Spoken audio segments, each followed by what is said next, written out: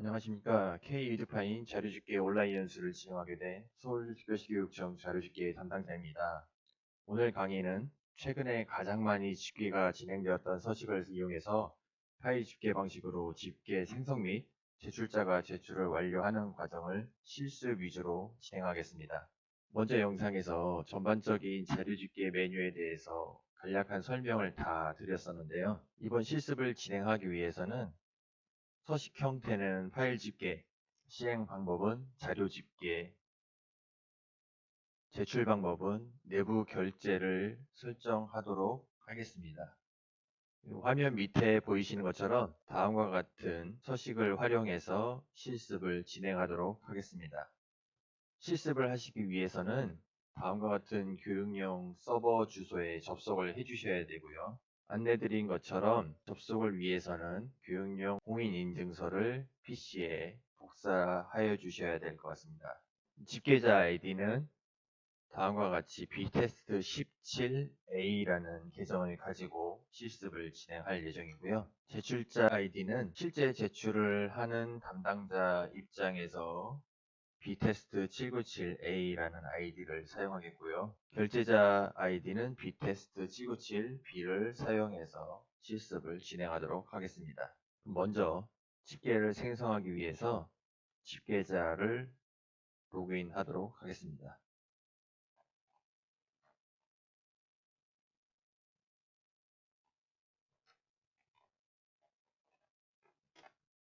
네, 집계자에 로그인하면 다음과 같이 K-에듀파일 화면이 보이게 될 텐데요. 먼저 자료집계 메뉴에 들어가셔서 하단에 집계 자료 하위 메뉴에 집계 서식 생성을 눌러주시면 될 것 같습니다. 기본 정보에 보시면 이 빨간색 별 표시로 되어 있는 부분이 필수 입력 사항이기 때문에 이 부분은 필수적으로 입력을 해주셔야 됩니다. 먼저 자료명을 입력해 보겠습니다.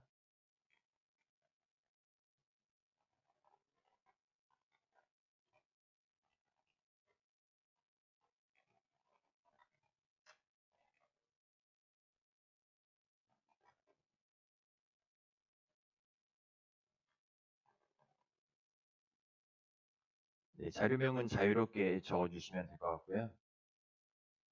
서식 형태는 파일 집계를 선택하여 주시고, 그리고 시행 방법은 자료 집계를 선택하여 주시면 될 것 같습니다. 그리고 마지막으로 제출 방법은 내부 결제를 설정하게 되고요. 그러면 제출자분들은 이제 집계자분께 자료를 제출하기 위해서는 내부 결제를 통해서 결제를 받은 후에 자료가 자동적으로 제출을 하게끔 되어 있습니다. 그리고 자료 입력 기간 설정을 하기 위해서 제출 기간 지정 버튼을 눌러주시게 되겠습니다. 그럼 다음과 같이 팝업이 뜨게 되는데요. 조직도에서 직접 확장을 하여서 찾아주셔도 되지만 밑에 검색창을 활용해 주셔서 저희가 실습을 위해서 제출할 기관이 711 고등학교입니다.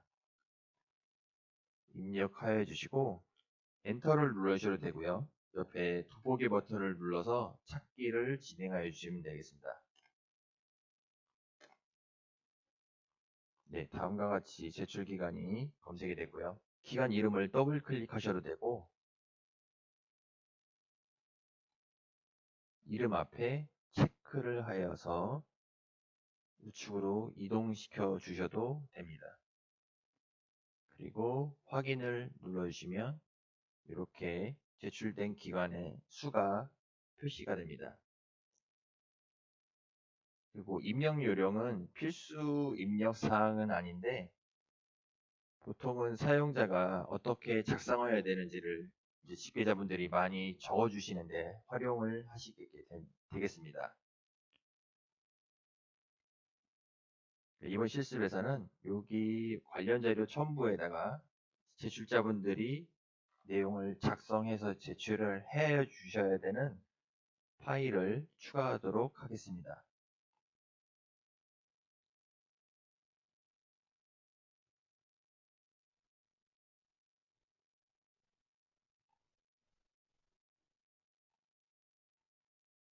그리고 입력 요령은 실습하시는 분들께서 자유롭게 적어주시면 되겠습니다.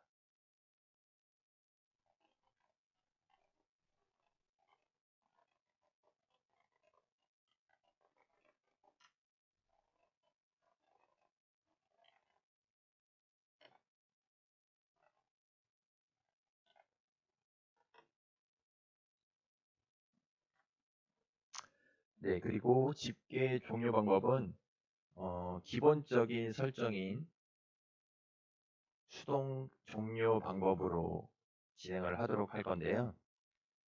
시작일은 집계 생성하는 시간을 기준으로 자동으로 입력이 되게끔 되어 있고요.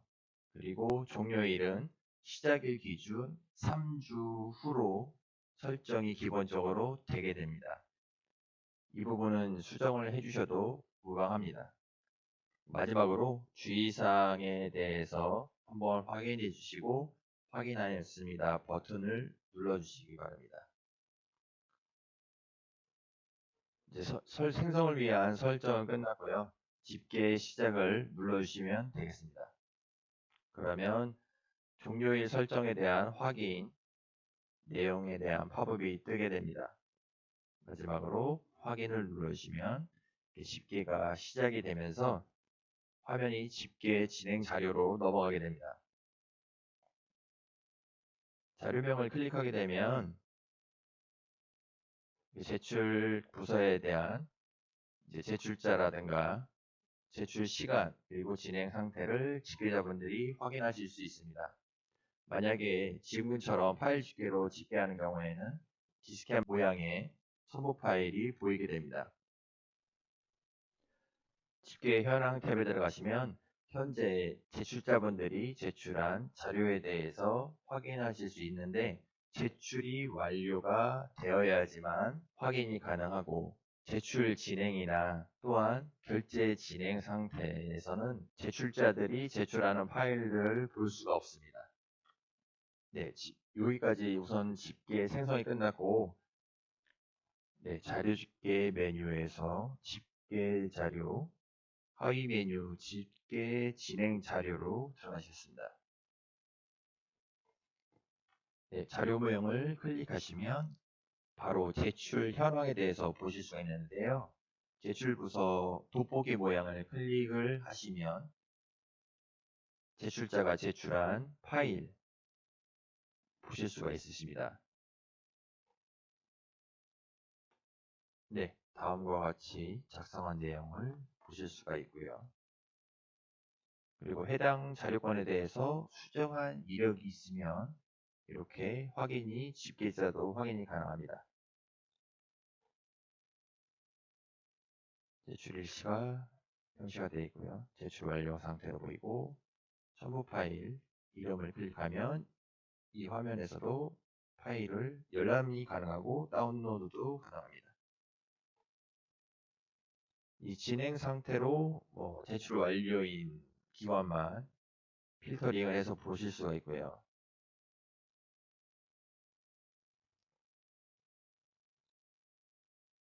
집계 현황에서도 해당 자료를 이렇게 확인이 가능합니다.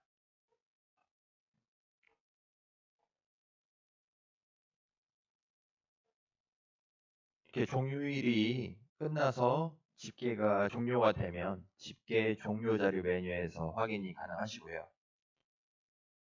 수동으로 집계 완료 버튼을 누르셔서 집계를 종료하실 수가 있습니다. 그러면 이렇게 집계를 종료하시겠습니까? 라는 팝업이 뜨게 되겠고요. 그럼 해당 자료권은 집계 종료 자료로 넘어가게 됩니다. 만약에 해당 자료권에 대해서 종료는 됐지만 추가적으로 계속 진행하시고 싶으신 경우에는 자료명을 들어가셔서 기본 정보 탭에 가시면 종료일을 다시 변경이 가능하십니다. 여기서 변경을 다시 미래로 설정을 해주시면 그리고 집계 시작을 눌러주시면 다시 해당 집계 자료권이 진행 자료로 넘어가게 됩니다. 만약에 제출을 완료한 기관이 있는데 해당 자료에 대해서 자료가 미비하거나 잘못 제출한 경우에 대해서는 초기화를 해드릴 수가 있고요.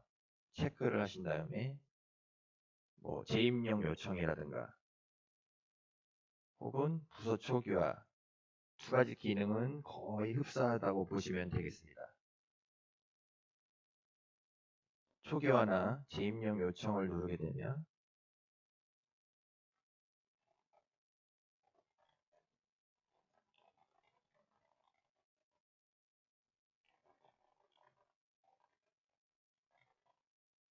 사유를 적어주시고 확인을 누르시면 이렇게 진행 상태가 재입력 요청으로 넘어가게 됩니다.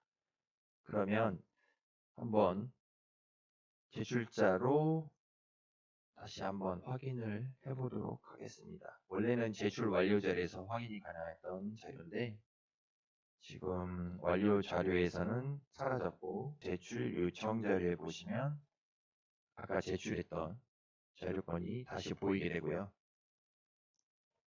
비고란에 보면 재입력 요청이라고 이렇게 명시가 되어 있습니다. 이 경우는 다시 자료를 수정해서 제출을 하여 주셔야 됩니다. 그리고 이제 해당 담당자에게 내부 메일을 보내서 연락을 취할 수가 있는데요. 앞에 체크를 하시고 내부 메일 발송을 누르시면 이렇게 메일 작성 팝업이 뜨고 수신자가 자동으로 뜨게 됩니다.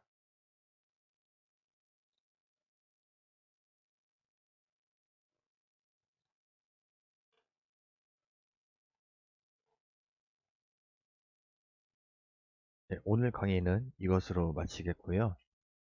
강의를 들으시고 나서 추가적으로 궁금한 사항이 있으시면 정보정보원 나이스 운영과 자료집계 담당자에게 문의를 해주시면 자세하게 설명을 드리도록 하겠습니다.